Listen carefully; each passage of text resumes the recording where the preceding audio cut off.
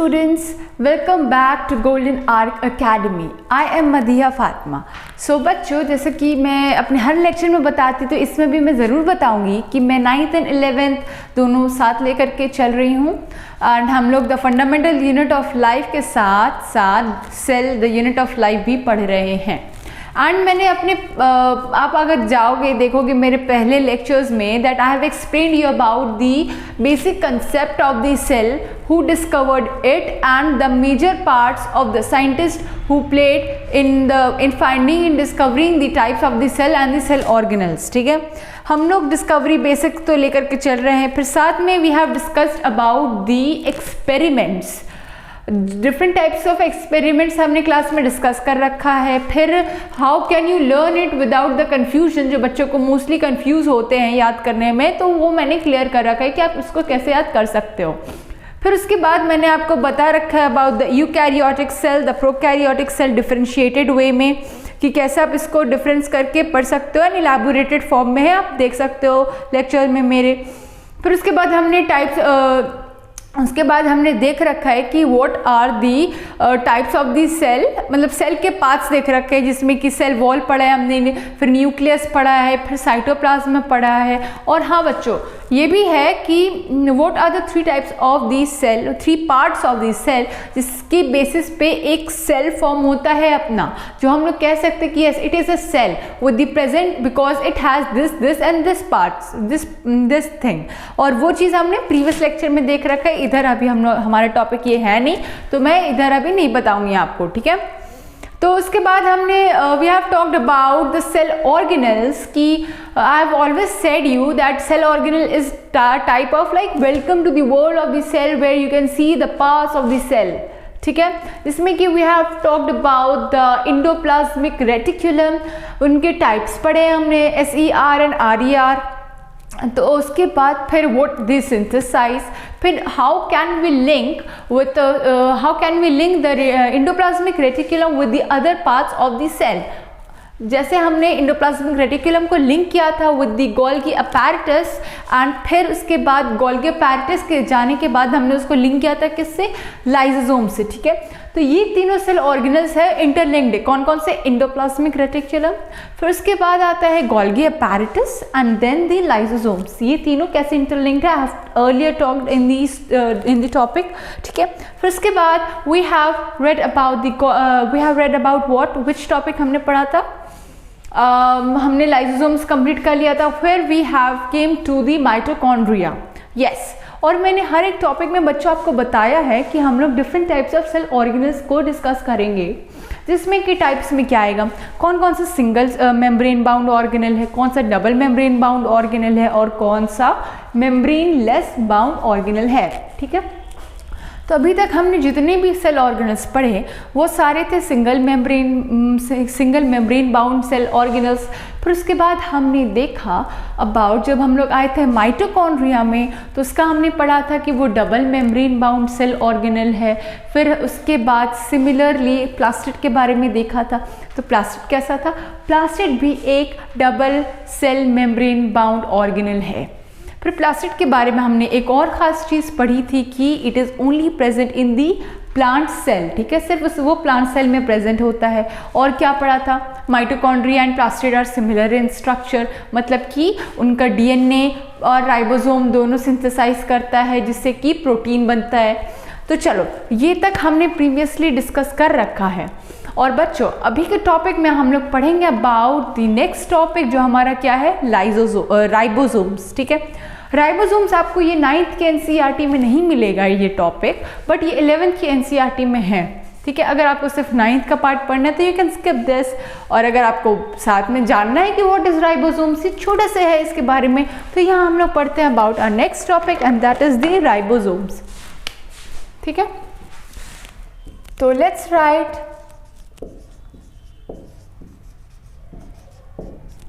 Ribosomes. तो बच्चों इसमें भी एक ख़ास बात है, ठीक है, हर एक सेल ऑर्गेनल्स अपने में ही ख़ास है, उसके कुछ फीचर्स है जो आप उसको डिनोट कर सकते हो। अगर मैं आपसे पूछूं कि double membrane bound cell organelle कौन कौन से हैं, तो आपके पास जवाब होगा कौन कौन से?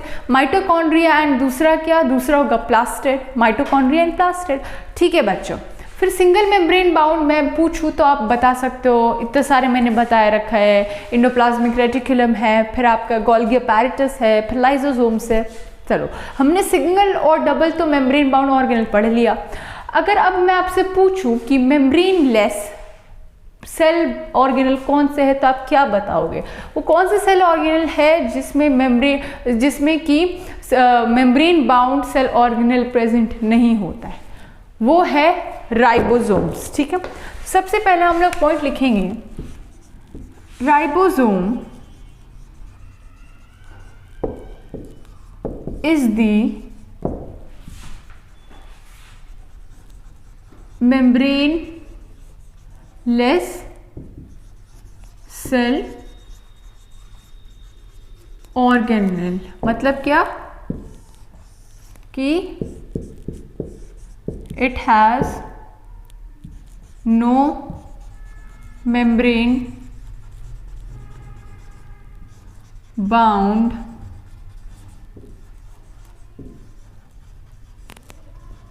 Cell organelle. ठीक है, यहाँ तक आपका क्लियर है राइबोसोम के बारे में। फिर और क्या चीज़ है राइबोसोम के बारे में जो आप जान सकते हो? और पहले हम लोग देखेंगे कि राइबोसोम की डिस्कवरी किसने की थी। तो राइबोसोम को डिस्कवर करने में क्या हुआ था कि इसको हम लोग डिनोट करते हैं कि ribosome is a granular structure. Ribosome is a granular structure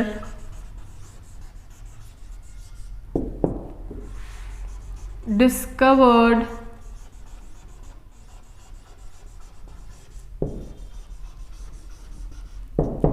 with the help of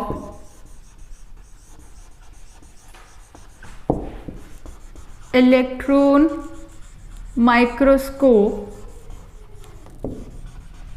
by। अब इसको डिस्कवरी करने वाले कौन थे? राइबोसोम को डिस्कवरी करने वाले, उनका नाम था जॉर्ज पैलेड। और कब डिस्कवर किया था उन्होंने? 1953 में। तो लिखेंगे हम लोग discovered by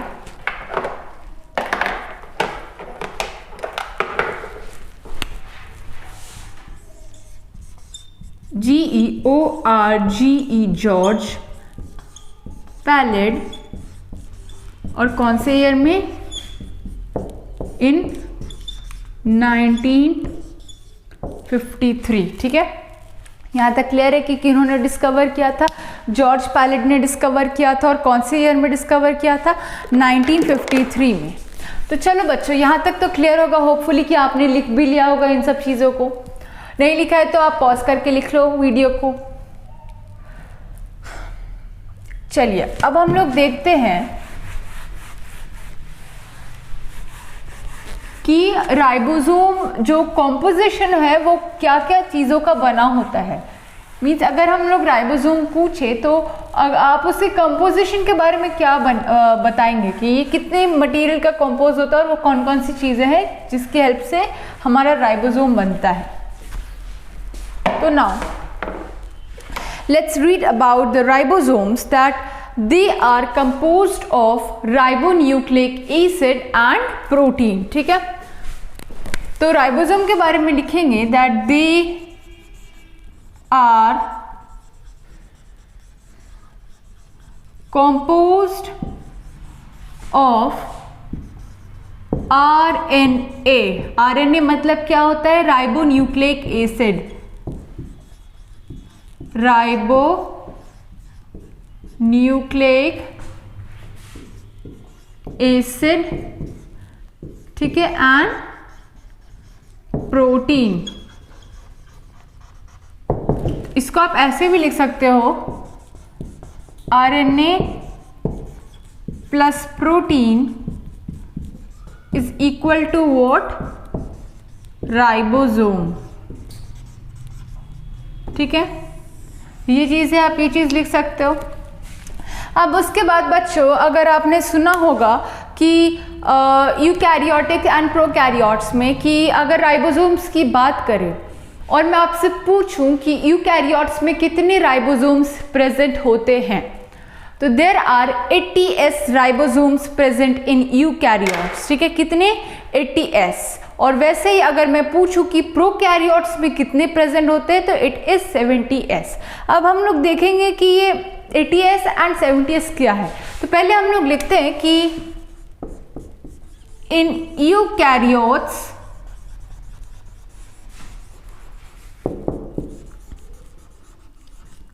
there are 80s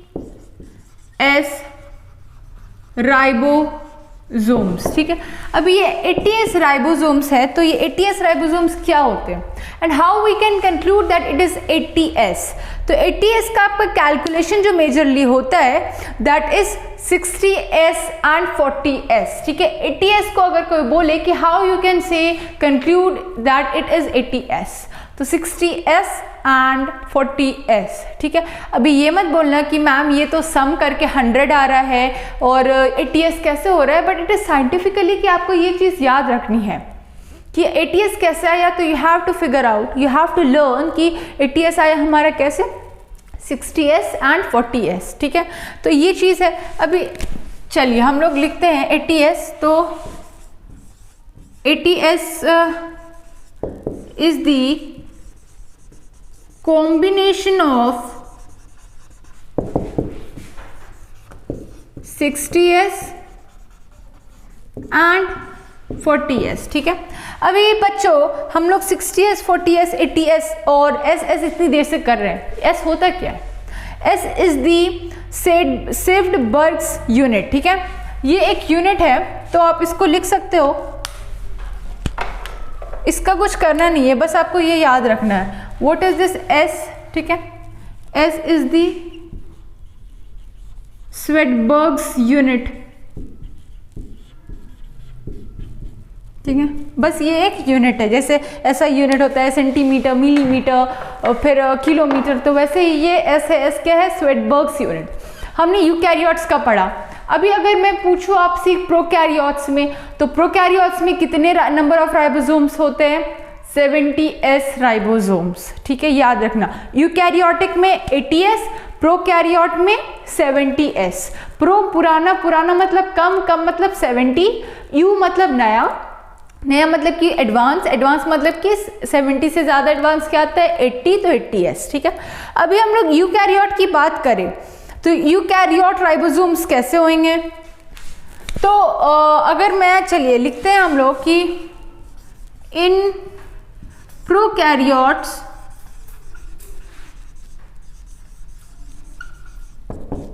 there are 70s ribosomes.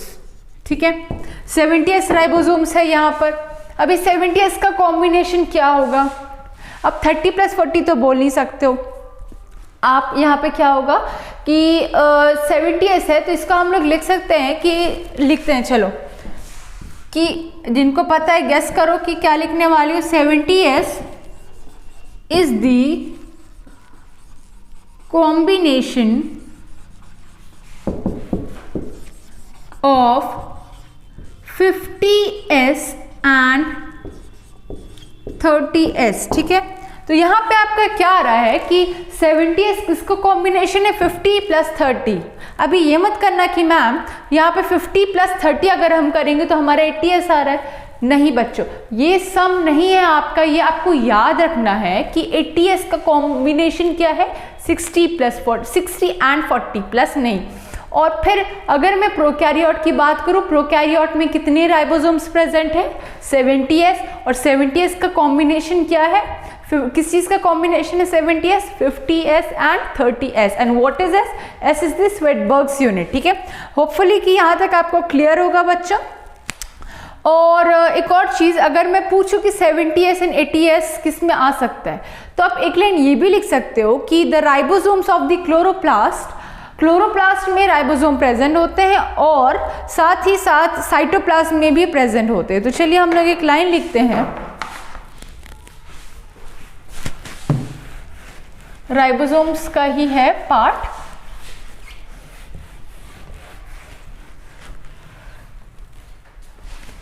क्या कि the ribosomes of chloroplast, the ribosomes of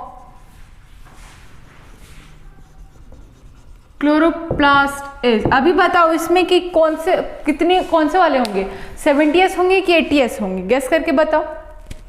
the ribosomes of chloroplast has 70s, but the cytoplasm of the cytoplasm ribosome is 80s। तो हम लोग लिख सकते हैं इसको कि the ribosome of chloroplast are smaller, मतलब कि 70s, then the ribosome of cytoplasm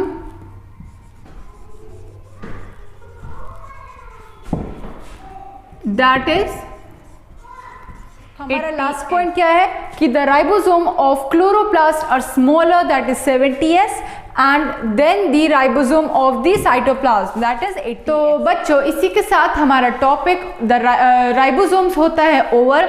hopefully कि आपको यहाँ तक वीडियो क्लियर होगा और समझ में भी आया होगा। अगर वीडियो पसंद आए तो लाइक ज़रूर करना, सब्सक्राइब ज़रूर करना, एंड कमेंट बॉक्स आपके लिए हमेशा ओपन है।